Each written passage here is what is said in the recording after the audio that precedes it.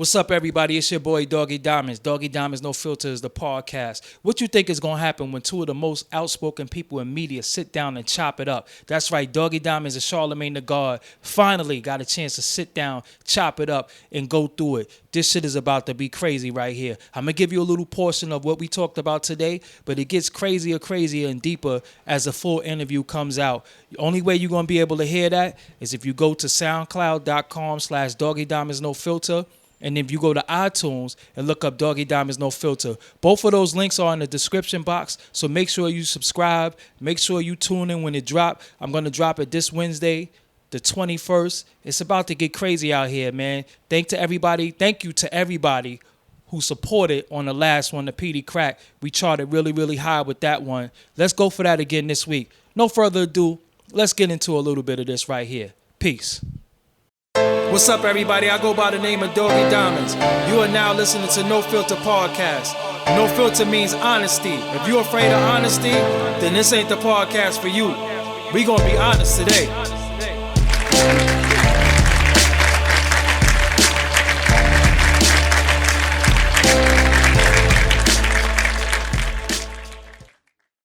Yourself if you said that you're a hip hop head or somebody you don't in know the who radio Fxxt is, industry who don't respect what Flex has done. But you know, it's one of those things where your idols become your rivals. So it's like when I first got to New York, man, I've been in New York since 2006. Okay. I've only seen Flex once in my life. And that's wow. when I first got here, probably the first year he was in the club that Kevin Hunter had me in, and we dapped each other up. But I don't know him. But my thing is, man, when situations like Mr. C happen, right? Wow. Mr. C is another legendary figure in the game. You know I broke that story, right? I really broke that story. No, I'm going to tell you who really broke the story. Okay, go ahead. Wendy Williams. Well, yeah. Well, we're going to be technical. Yeah. She been letting everybody know who was flagrant. Yes. That's the word we use, flagrant. Yeah, and I remember Wendy saying that on the show about a DJ, and I'm like, nah, man.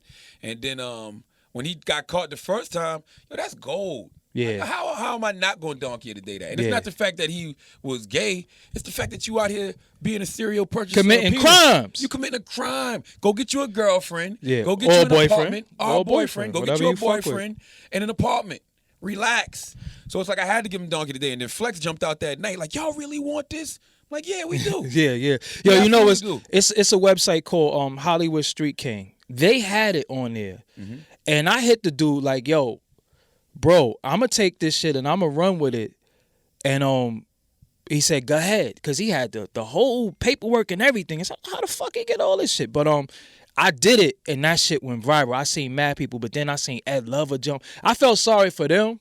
Because there's people really defending him. And he was dead ass wrong. I mean, yeah, there's nothing wrong with him being gay, but it's just the whole thing. You out here being a serial purchaser of penis, buying prostitutes out the street, bruh. Buying boy pussy. You buying word up. And that's just number one, it's criminal, and number two, it's dangerous. Yeah. You know what I'm saying? Like, go get you a boyfriend, go get you an apartment, and relax. He said he ain't gay, though.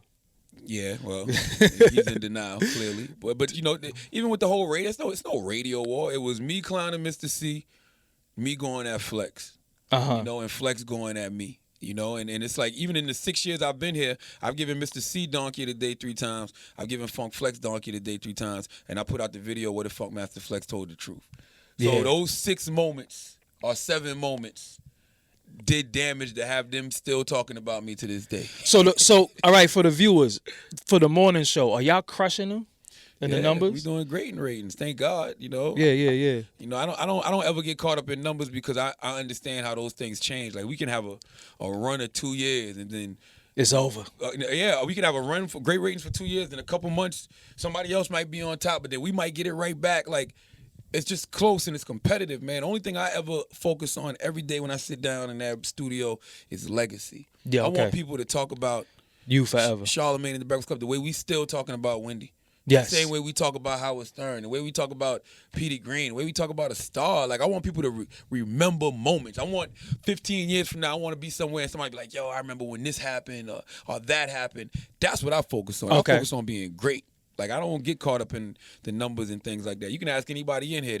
They'll come and be like, yo, we was #1 this month, whatever. And I'll be like, all right, what's on That's there already tomorrow? over with. Yeah, it's done. You don't have no time to bask in your own glory. None. I don't get online and be bragging because I remember I got caught up in that when it first happened. When it first happened and we hit that number 1 or whatever, 18 to 34. I'm like, yo, thank the people. I really genuinely felt that. Yeah. Thank y'all for making us, number 1.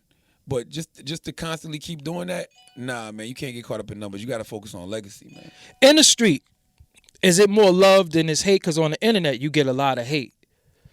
And you get a lot of love. But in the street, do you feel more love or hate? Of course it's more love. That's what I be trying to tell people, man. When you out in the street, it's love. It's like that for everybody. Besides the can I get a drop moment and shit, though. Yeah, but that was designed by... You know who sent them people? Absolutely, Okay. I know who sent those people. I mean, I can only assume I know who sent those people. The streets talk. You know what I mean? That came from the other station. Wow. Which I felt like wow, I'm really getting under their skin to this extent. They want to, physical, huh? But that was cool because if I'm embarrassing you on the radio, I knew that was just all for entertainment when I saw the cameras come out. Because the day before that, 2 guys was in front of the station, but I guess they didn't see me walk in the building. So dude came in the building like, yo, Charlamagne, let me get a drop. He pulled out a camera. I don't even remember what this site was for, but I gave him the drop, whatever. And I thought to myself, that's a setup. Yeah. I knew it. I'm like, who the fuck is out here getting drops at 5 in the morning for DVDs or whatever? I said, that's a setup. I knew it. If you listened to the show before, we talked about it on the air. Like we even had a topic like, what do you do when somebody tries to fight you on camera? Yeah. And like I never knew what I would do.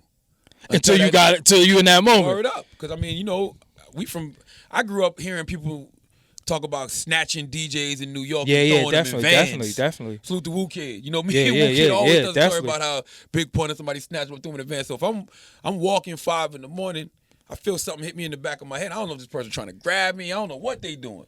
So yeah, I'm a sprint. Like, what's up? I sprint, turn around, survey the situation. So you walk around with a poke on you or something now? Like, I always had that. I had that day. Okay. Yo, ask me for a drop. You gonna get stabbed. Yeah, I had that day.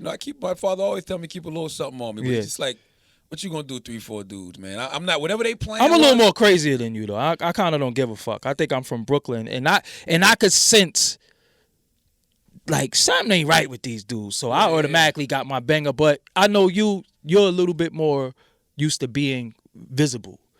So you expect it could be from a fan perspective. It could be from a supporter. Yeah. And you want to support people because you don't have to stop and give nobody shit. And I think people need to know that. If you give them a drop, you are helping them. That don't help you. And I'm paranoid. I'm very paranoid. I'm more scared of cameras than I am guns now. Yeah. Because whenever I see people pulling out cameras and camera phones, they try to make a movie out of you. Something ain't right. Like we live in that world star era. Like that's something fucked ain't right. up. Well, so the Drake situation. You went from clowning Drake to shitting on him to getting a phone call from the big homie Jay Prince called you, right? Oh, Jay Prince called me 4 years ago and told you what did he say? Jay Prince 4 years ago when I always clown Drake. I always liked his rapping, but I didn't like his singing. Yeah, so that's how I feel. I would always clown him, and I forgot exactly what came out. It was something. Oh, he went on Tim Westwood's show. And he called me a nerd. He was like, he hate when you got to turn on Power 105 and hear this nerd calling me a pretty albino girl. He said your name? Princess boy. Nah, but everybody okay. Yeah. And so I had these pictures of him looking all flabby and sick. You know what I'm saying? So I put those out and I gave him Donkey of the Day. And Jay Prince hit me. Jay Prince was just like, yo, you stepping on my toes right now. He was like, you said look on the back of that CD, you see my name. And I respect Jay Prince tremendously. There's a triple, quadruple OG. Yeah, but you can't lie to a gangster. Yeah. So when he was like, can you ease up off him for me? I said, man, I can't promise you that. And Jay Prince was like, I can't promise you. I just can't promise you either then. And that's how your legs like, what the fuck do that mean? Like, you can't promise me. But me and Jay Prince definitely built a rapport over the years. That's the OG. But it's just like, even with Drake, man, that was 4 or 5 years ago when I was clowning him. And even before the back-to-back situation, I had eased up off Drake. Because there was when I was clowning Drake, it was the headlines video. He was in there with the black hoodie on, talking about he gonna catch bodies. That wasn't him. Yeah. And then the Marvin's Room, that was a player haters anthem. You don't call another man's girl and be like, fuck that nigga. That's sucker shit. That's sucker shit. So it's like, that's what I was expressing. I take my music too as literal. you should. Exactly. But he grew. And then when he did the shit with Meek, man, when Meek clowned him about ghostwriting, they actually sent me the reference tracks. And you didn't want to put it out? Nah, because you got to think that was like the Floyd Mayweather situation. Remember when I put out the audio of Floyd Mayweather reading?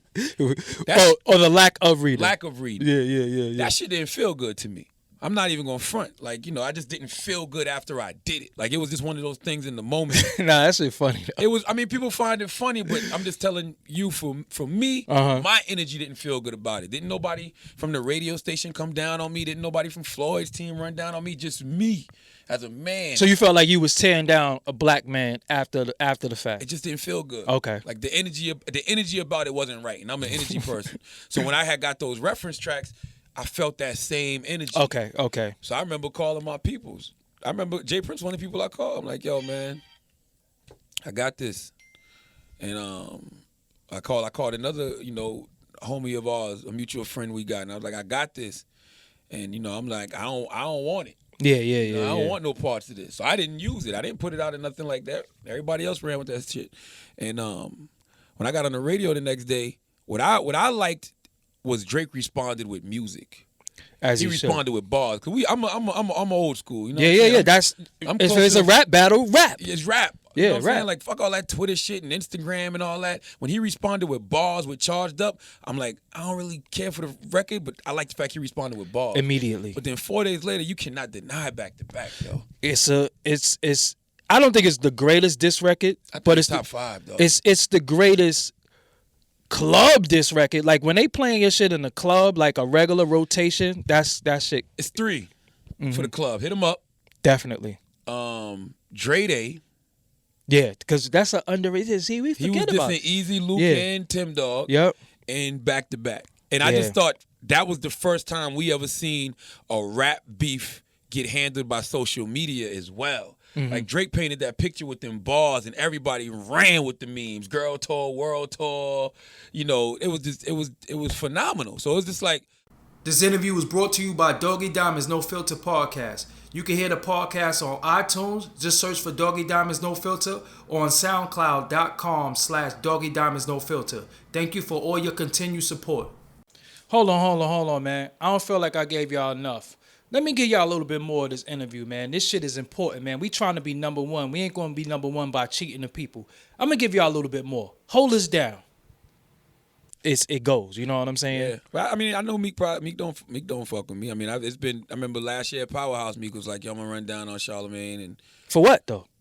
Man, who knows? Yeah. Like, don't take your aggression out on me. Like, go in that booth, right? Word up, go in the booth. But me and his manager, Coon Philly, talked for a second, but I ain't got no problems with Meek. I don't got no problem with Drake. I don't got no problem with none of them. But what they all got to understand is I'm going to call it how I see it. When Drake was sending Joe Budden Instagram DMs, I thought that was corny. The reason I thought that was corny is because, you know, you said you're the type of guy that don't be typing to niggas.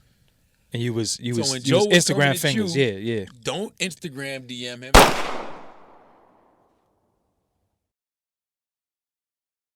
Hey, thank you for watching. Don't leave without subscribing. Hit that subscribe button. Peace.